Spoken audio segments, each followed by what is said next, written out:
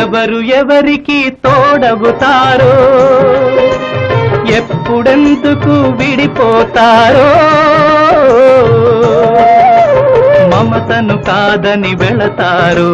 మనసే తాలని ఉంటారు ఎవ్వరి పయనం ఎందాకో అడగదు ఎవ్వరిని బదులే దొరకదని అడగదు ఎవ్వరిని బదులే దొరకదని ఓ బాటసారి ఇది జీవిత రహదారి ఎంత దూరమో ఏది అంతమో ఎవరు ఎరుగని దారి ఇది ఒకరికి సొంతం కాదు ఇది ఓ